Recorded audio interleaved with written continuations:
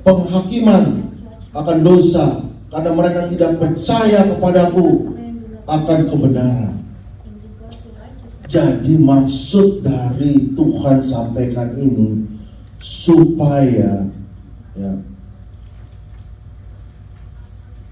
kebenaran disampaikan, ya. Manusia bisa membedakan yang mana itu dosa, yang mana itu tidak berkenan kepada Tuhan, yang mana yang harus dipilih oleh manusia. Saudara, dunia tanpa Roh Kudus akan salah arah. Kita tanpa Roh Kudus akan salah arah. Kita tanpa Roh Kudus, kita akan hidup seperti orang dunia, saudara. Ya, lihat apa yang terjadi di Amerika.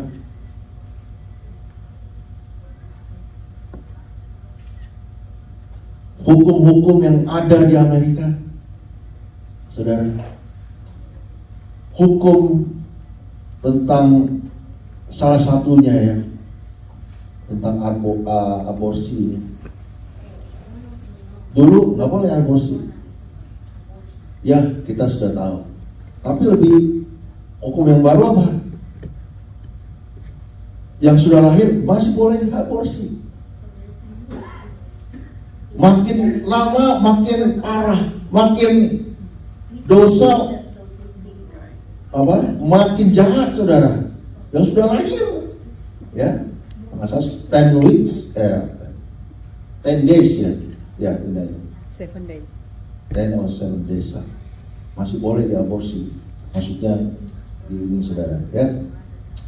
Jadi apa yang dikatakan Tuhan Yesus itu kebenaran, saudara, ya.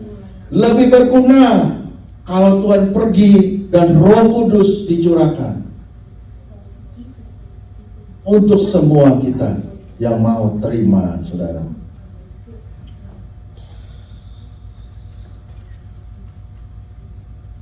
Nah, saudara, ya, jadi teori-teori yang mengatakan bahwa Roh Kudus itu cuman saat-saat itu di zaman Tuhan Yesus, itu juga saya katakan kurang tepat, ya, kurang tepat. Karena apa, saudara?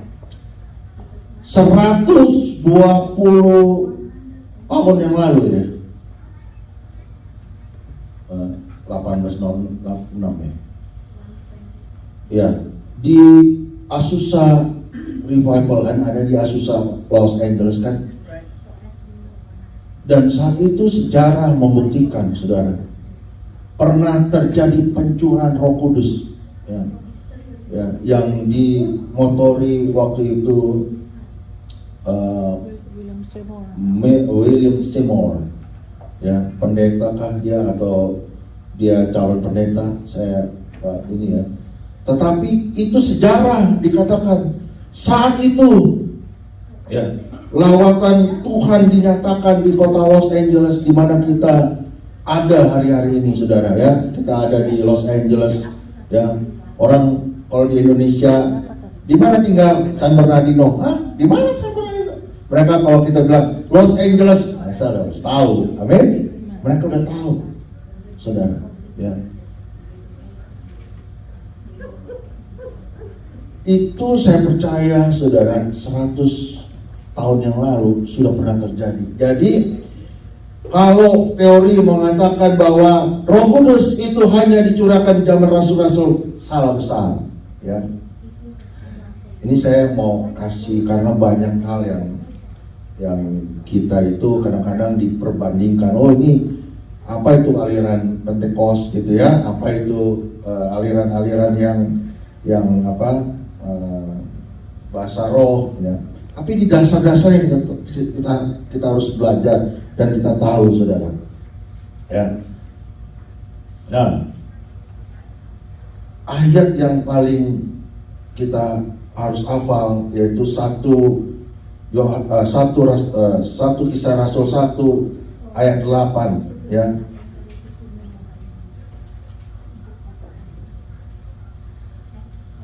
Tetapi kamu akan menerima kuasa kalau Roh Kudus turun di atas kamu, dan kamu akan menjadi saksiku, ya kan? Kamu akan menerima kuasa kalau Roh Kudus turun di atas kamu, dan kamu akan menjadi saksiku Yerusalem, Yudea, Samaria, sampai ke ujung bumi. Sebelum turun, Tuhan udah kasih tahu nih, saudara. Pertanyaannya, sekarang saya tanya saudara,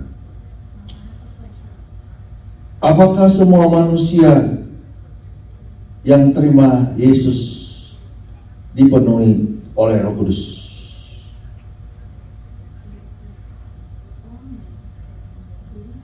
Ada yang ya, ada yang bukan, enggak, ya?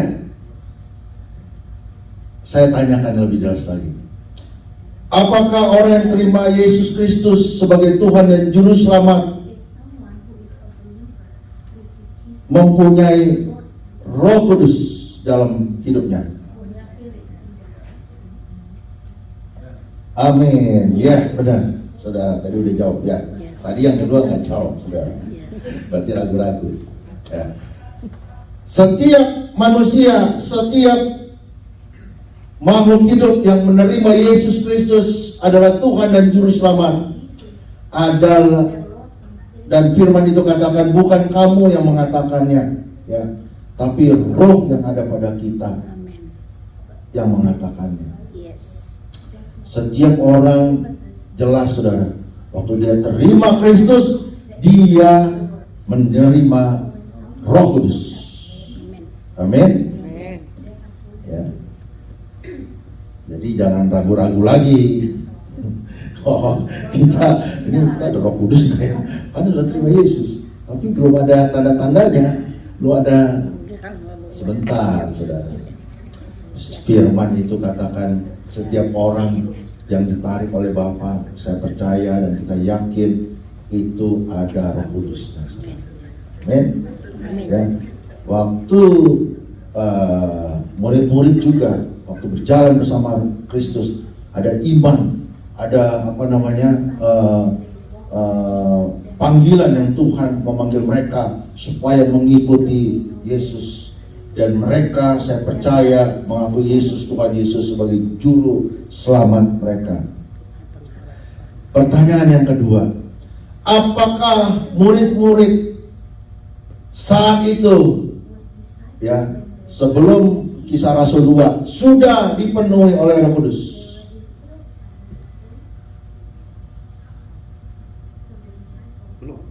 Belum. Benar. Siapa yang jawab tadi?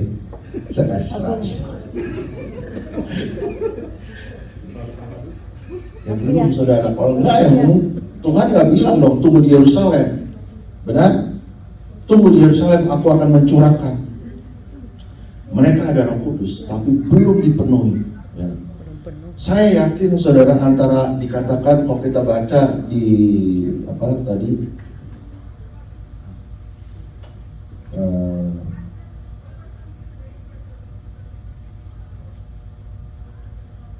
di Kisah Rasul 1 ini ayat 9, sebab Yohanes membaptis kamu, Kisah Rasul 1, kalau saudara saya bacakan ya, ayat 5, Kisah Rasul 1 ayat 5, sebab Yohanes baptis dengan air, tetapi tidak lama lagi kamu akan dibaptis oleh Roh Kudus.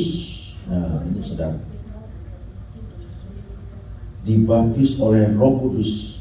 Saudara, saya bertanya, boleh dong ya, siapa yang sudah dibaptis oleh Roh Kudus? Ya, berarti ada yang belum dibaptis oleh Roh Kudus. Karena baptisan menurut ini Kisah Rasul 1 ayat 5, bahwa ya tidak lama lagi kamu akan dibaptis dibaptis dengan Roh Kudus. Saudara, saya bisa katakan di Kisah Rasul 2 ya, di mana Roh Kudus memenuhi murid-murid, saat itu mereka dibaptis oleh Roh Kudus. Karena ini Kisah Rasul 1 katakan. Selanjutnya Kisah Rasul 2 digenapi. Amin. Kisah Rasul 2 digenapi, saudara, di mana Roh Kudus ya dicurahkan.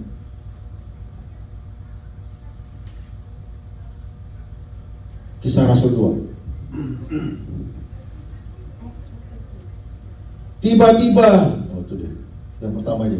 Tiba-tiba turunlah dari langit suatu bunyi seperti tiupan angin keras yang memenuhi seluruh rumah di mana mereka duduk.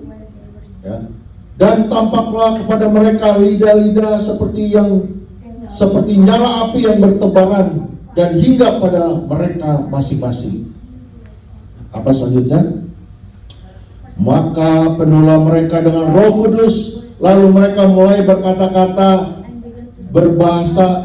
bahasa lain seperti yang diberikan itu kepada mereka untuk mengatakannya. Pertanyaan kembali untuk saudara. Kejadian ini saat itu ya 2000 tahun yang lalu, saudara.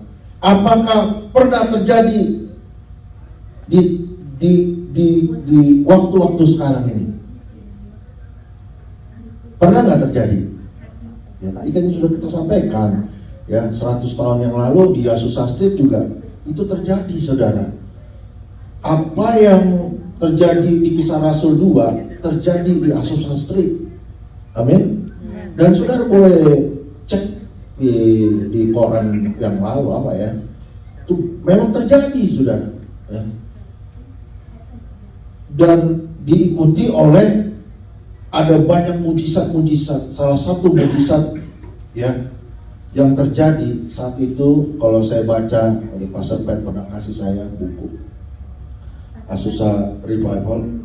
Jadi ada tangan yang orang yang ada tangannya tiba-tiba didoakan, tangannya keluar, sudah. Itu memang ditulis di sejarahnya. Jadi kalau mereka katakan ini mereka berbahasa yang Roh Kudus berikan. Nah, untuk kita, saudara, masing-masing berbeda, saya percaya, ya. Tetapi waktu murid-murid dipenuhi Roh Kudus, dimulai dengan berkata-kata bahasa roh. Tanda orang yang dipenuhi Roh Kudus nggak diam. Tanda orang yang dijamah oleh Roh Kudus tentunya tidak diam. Saya diam gitu. Ya. Saya ragu kalau orang itu dipenuhi Roh Kudus, karena firman ini membuktikan, saudara, ya, orang yang dipenuhi Roh Kudus itu, waduh, kayaknya nggak bisa diam. Ada yang berkata-kata, ada yang berdoa, segala roh, apa yang roh mau lakukan, saudara. Amin. Kita adalah tubuh yang dipenuhi oleh Roh Kudus. Terserah rohnya mau melakukan sesuatu, ya. Yang dikatakan bermanifestasi, manifestasi. Itu. Harus, saudara. Ada yang suka nyanyi. Saya tadi kan teori, ya. Saya waktu saya dibaptis oleh Roh Kudus waktu tahun 1988. Saya ikut KKR. Kemarin semalam saya sudah saksikan. KKR-nya itu pendeta Reinhard Bonnke udah meninggal kan? Dia datang ke Indonesia. Oh, sebelumnya saya katakan, saya ini orang Pentakosta loh, saudara. Ya, dari lahir bapak saya Pentakosta. Jadi gereja Pentakosta itu gereja yang udah apalah ya, mengenal tentang Roh Kudus gitu. Kalau di gereja Pentakosta itu hari-hari ini ya, 10 hari sebelum hari ini itu mereka mempersiapkan untuk minta dipenuhi oleh Roh Kudus, ya. Itu umumnya di gereja Pentakosta. Saya waktu itu ikut itu 10 hari, ya. Orang-orang dipenuhi, saya nggak dipenuhi saat itu. Tapi saya nggak marah atau apa gitu. Saya bilang oke Tuhan, ya belum memenuhi saya nggak apa-apa ya. Tapi saat saya kuliah, saya ke Jakarta, dan saat itu ada KKR namanya Indonesia Penuh Kemuliaan lah namanya, udah lama ya sekali ya. Saya datang di situ ke stadion itu, banyak ribuan orang ya. Kalau nggak salah waktu itu muatnya 250.000 orang di stadion utama itu ya. Dan hamba Tuhan ini, Reverend Richard Bongke ini bilang, oke, siapa yang mau dibaptis oleh Roh Kudus? Wah, orang-orang, ya saya, akhirnya oke, karena itu saya percaya hamba Tuhan yang kita tahu, hamba Tuhan yang dipakai Tuhan ya, Richard Bongke. Dia bilang, oke, saya akan kau hitung ya, dan saudara siap-siap. Ya, dia lagi ngomong-ngomong, tiba-tiba dalam ini Tuhan kali berkata kepada dia, oke, ready, 1, 2, 3. Waduh, satu stadion ini saudara, orang dipenuhi Roh Kudus. Dan itu terjadi, termasuk saya, gitu saudara. Tandanya apa? Jadi saya bilang haleluya, waduh tuh haleluyanya haleluya, enggak seperti batu saudara. Keluar kata-kata selalu apa kayak air gitu ya. Saya mau berhenti juga nggak bisa. Itu terus mengalir sampai saya pulang. Terjadi terus saudara ya. Dan itu saya yakin saya dibaptis oleh Roh Kudus, saudara. Pengalaman itu ya.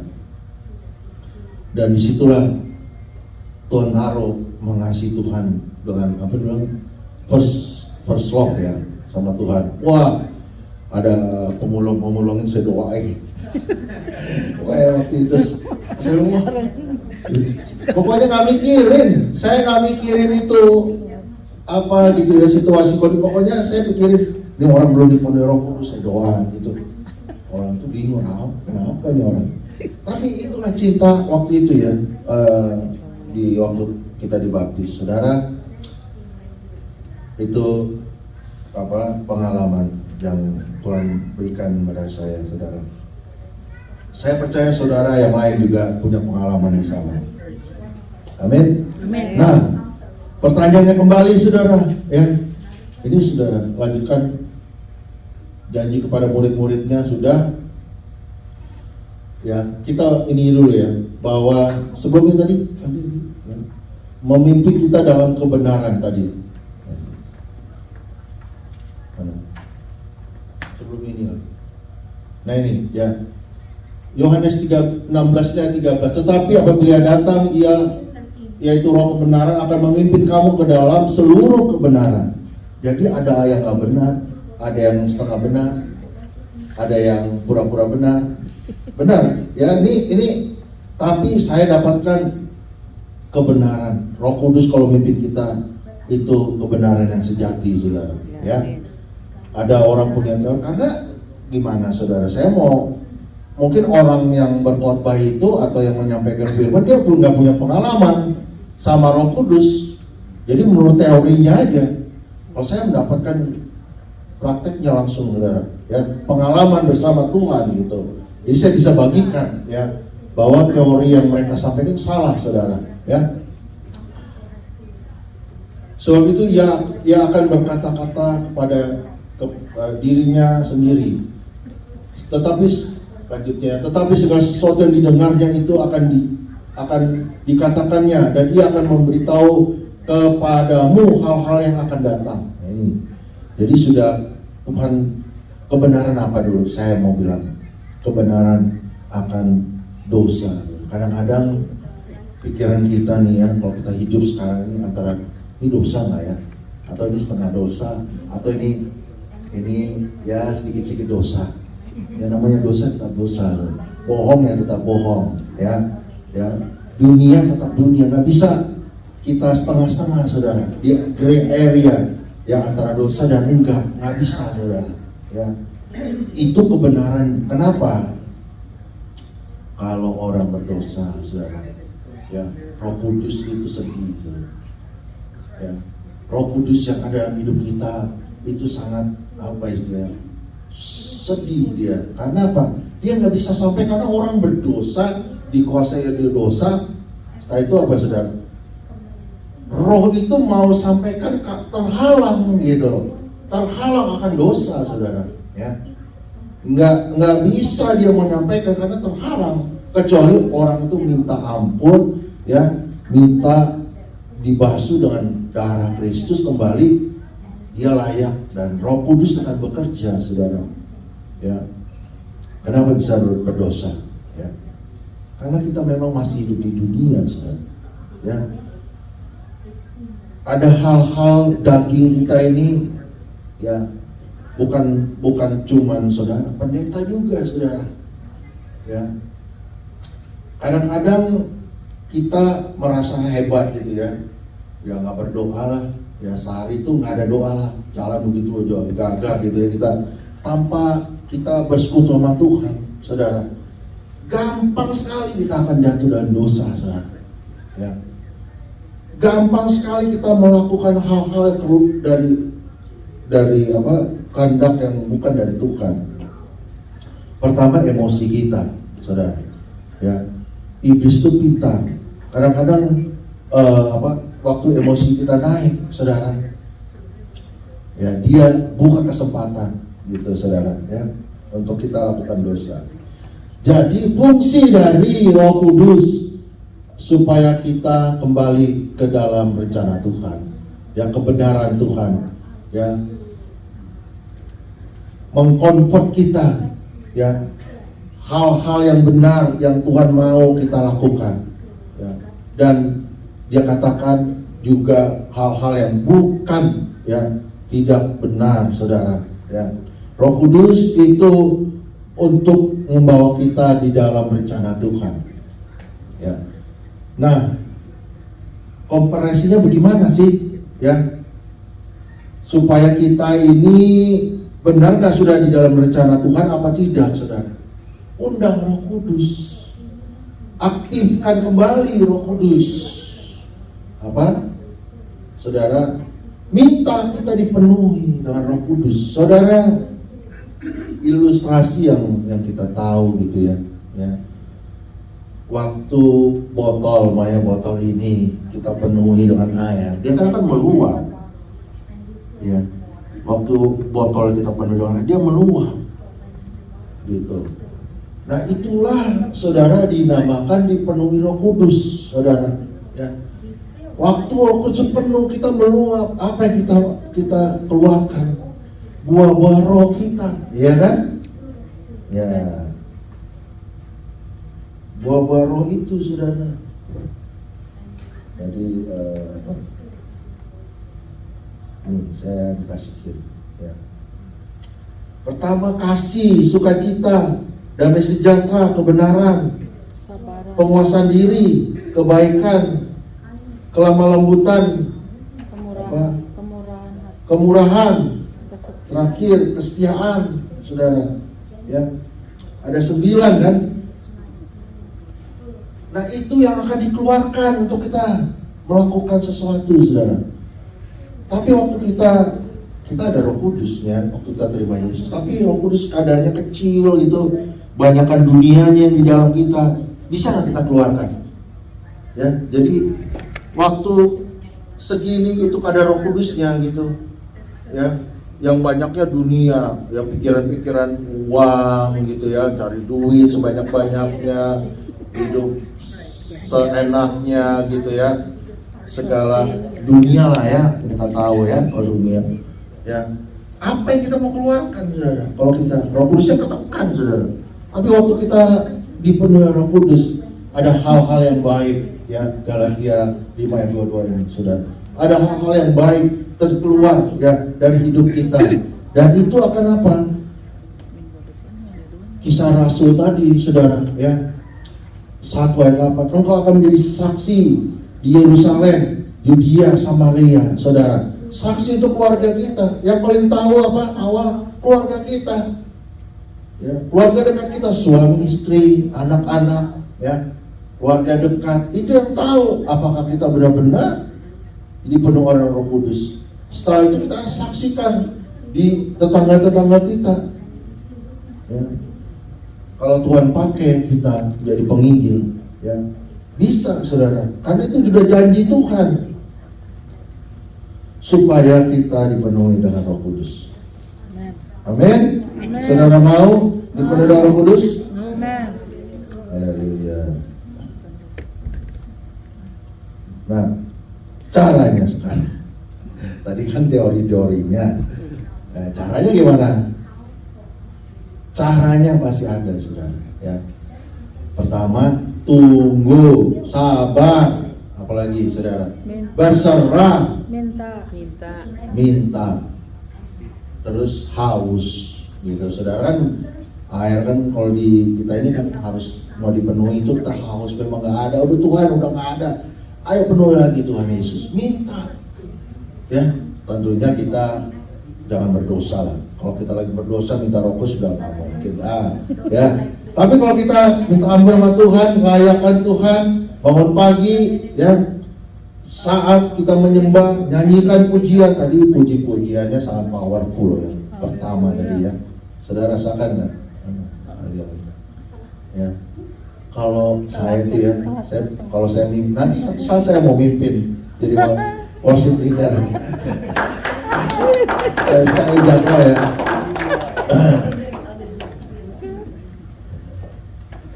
Saudara, jam 5 pagi saya worship leader ya, Bu. Jangan salah, saudara. Saudara nggak pernah ikut aja. Ya. Jam 5 pagi saya worship leadernya sini jadi singernya, saudara. Jam 5 pagi ya, saudara. Nah, saudara, waktu kita dipenuhi Roh Kudus berbeda tentunya hidup kita. Hidup kita ada perbedaan, saudara. Ya, makin kita dipenuhi oleh Roh Kudus, saya yakin seperti murid-murid pertama, ya, waktu murid-murid terus Tuhan disalibkan, mereka kocar kacir. Kenapa mereka kocar kacir?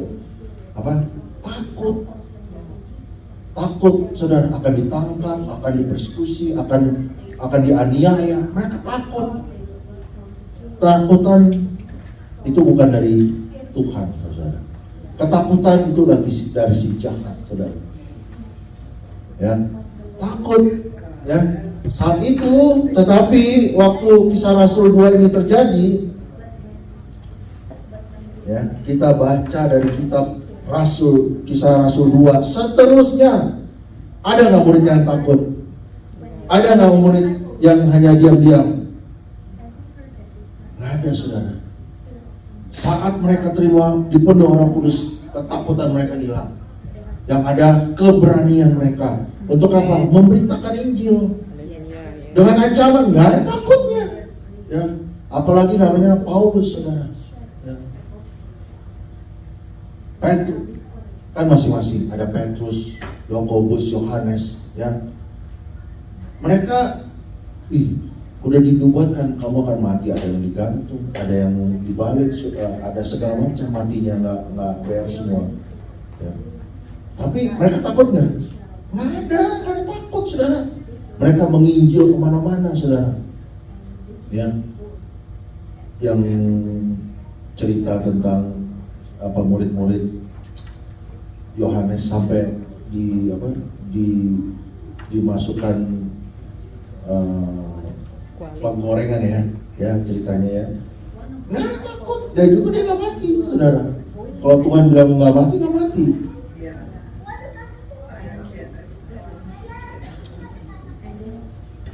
Roh ketakutan itu terjadi di mana-mana, saudara. Ya. Apalagi kemarin ada COVID, takut banget tuh, saudara. Ya. Ya. Tapi saya percaya karena dunia makin mengintimidasi manusia, saudara. Nanti ada ini, ada sakit ini, segala macam. Tapi kita kalau di dalam Tuhan sudah hilang semua ketakutan, saudara. Amin. Keberanian yang terjadi, saudara. Ya, dan mereka, kalau kita baca ya saudara, Kisah Rasul 2 ini, cara hidup jemaat yang pertama, cara hidup mereka berubah saudara ya. Dan mereka itu bertambah-tambah, kelompok kecil dari 120, 500, dari waktu itu 3000 langsung bertobat, bertambah-tambah. Hidup mereka makin bertambah saudara ya. Waktu mereka menginjil ya, kuasa Tuhan menyertai mereka. Kenapa mereka dipakai oleh Tuhan? Karena terus mengalir, nggak berhenti, nggak berkat yang mereka dapatkan nggak untuk mereka, tetapi mengalir untuk setiap orang ya. Dari kota ke kota mereka menginjil, dan makin besar jemaat Tuhan, makin besar juga tekanan ya. Kaisar Nero ya waktu itu sangat jahat saudara ya. Tetapi mereka nggak takut, terus menginjil saudara, sampai kehidupan selesai mereka saudara. Karena apa saudara? Cinta mereka kepada Tuhan itu tidak pernah putus. Waktu kita cinta, kita benar saudara, cinta penuh kepada Tuhan. Nggak ada kita kadang-kadang apa itu kadang, wah ini saya mau simpan untuk hari tua. Ya memang boleh, nggak apa-apa. Tapi lebih baik lagi kita berikan ke Tuhan saudara. Karena apa? Hidup kita ini singkat. Kemarin saya hadiri rekan pendeta di Las Vegas, umur 47 tahun saudara ya, sudah selesai dan dipanggil Tuhan saudara. Jemaat mereka kaget ya, tapi itulah hidup ini, kita ada batas waktunya saudara. Nah Tuhan mau pakai batas waktu yang ada ini untuk apa? Untuk kemuliaan Tuhan. Karena memang kita hidup ini sementara di dunia ini, tidak selamanya saudara ya. Puji Tuhan kalau kita sampai umur 80 tahun gitu ya, tapi ada batasnya. Tuhan mau kita pakai hidup ini untuk kemuliaan nama Tuhan. Amin ya. Nanti selanjutnya kita mau saudara, ini kerinduan saya ya saudara, waktu kita ibadah ini nanti ada pengajaran sedikit gitu ya. Jadi mungkin nanti kita minta waktu 20 menit ya, kayak Pastor Pat gitu, atau siapapun nanti yang ditugaskan, kita ngajar. Nggak apa-apa saudara, kita berubah ya. Di dalam gereja Tuhan itu fleksibel saudara, nggak paten ini tetap gitu ya. Itu bait suci lama saudara ya, harus. Tapi bait sucinya Daud itu ya, itu fleksibel gitu saudara. Kalau Tuhan tuntun harus diajarkan tentang pengajaran-pengajaran, kita harus tangkap saudara ya, yang Tuhan mau supaya kita bertumbuh di dalam Tuhan. Amin. Saya undang para pemusik, kita akan doa dan kita akan lanjutkan dengan perjamuan kudus. Amin.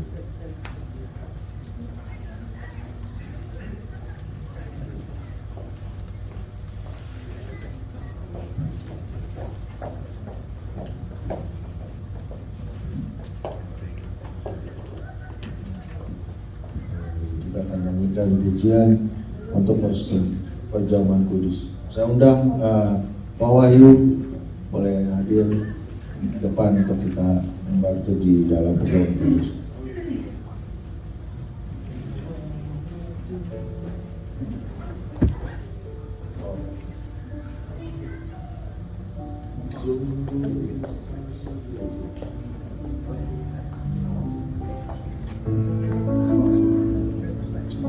Kita siapkan hati kita untuk terima perjamuan kudus.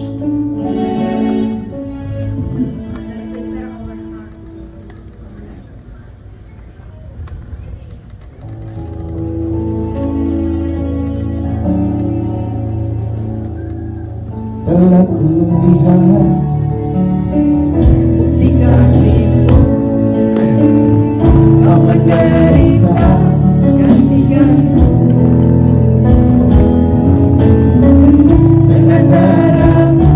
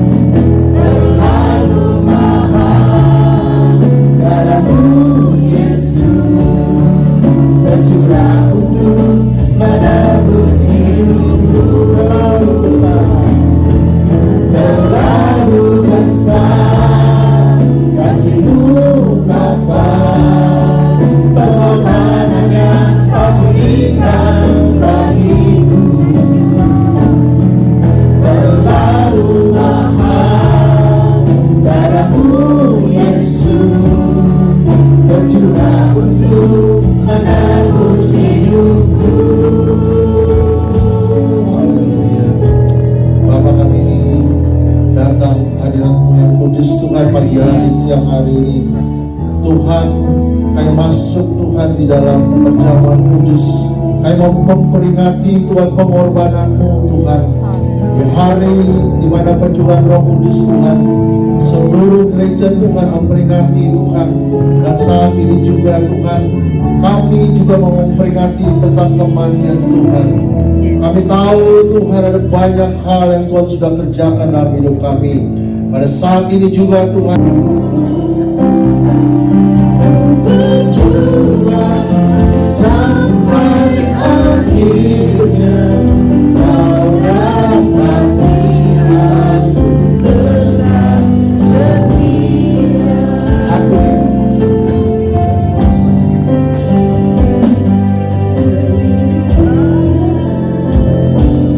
Kebaikan tak pernah di hidupku. Berjuang sampai akhirnya, Kau dapati aku tetap setia. Aku lihat kebaikan-Mu yang tak pernah. saudara semua bangkit berdiri.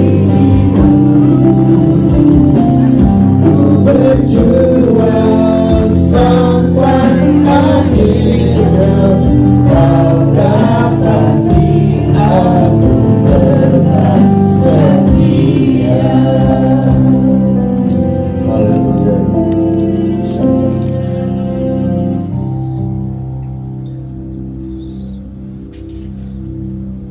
Kita akan makan bersama-sama. Sebelumnya saya akan bacakan firman.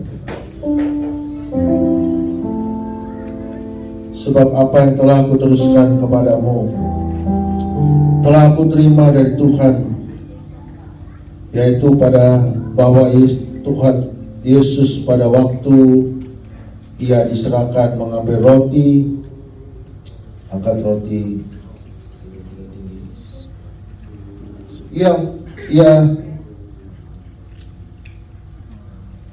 dan sesudah itu Ia mengucap syukur atasnya, angkat roti tinggi-tinggi, Ia memecah-mecahkannya dan berkata, inilah tubuhku yang diserahkan bagi kamu. Perbuatlah ini menjadi peringatan akan aku. Saudara-saudara yang dikasihi Tuhan, bukankah roti yang kita pecah-pecahkan ini tanda persekutuan kita dengan tubuh Kristus? Amin. Makan dengan iman dalam nama Yesus.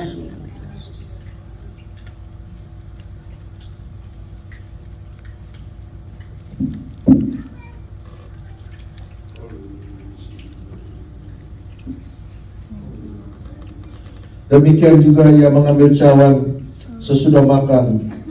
Lalu Ia berkata, cawan ini adalah perjanjian baru yang dimeteraikan oleh darahku. Perbuatlah ini untuk memperingati akan aku. Saudara-saudara yang dikasihi Tuhan, bukankah cawan pengucapan syukur yang kita ucapkan syukur atasnya adalah persekutuan kita dengan darah Kristus? Dalam nama Yesus. Mudah-mudahan.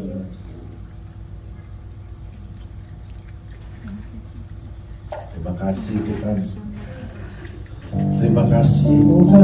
Sama-sama katakan terima kasih untuk darah Yesus Tuhan yang menebus dosa kami. Terima kasih Bapa. Terima kasih. Haleluya.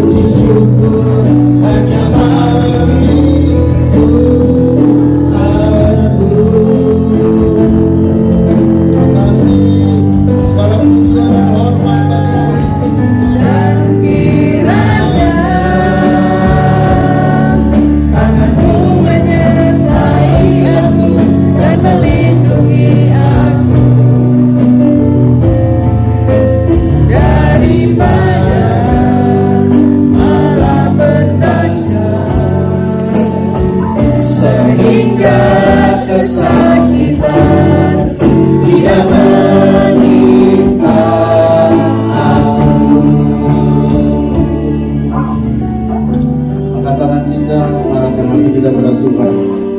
The Lord bless you and keep you. The Lord make His face shine on you and be gracious to you. The Lord turn His face toward you and give you peace.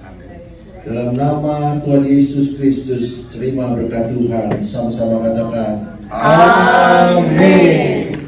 Thank you.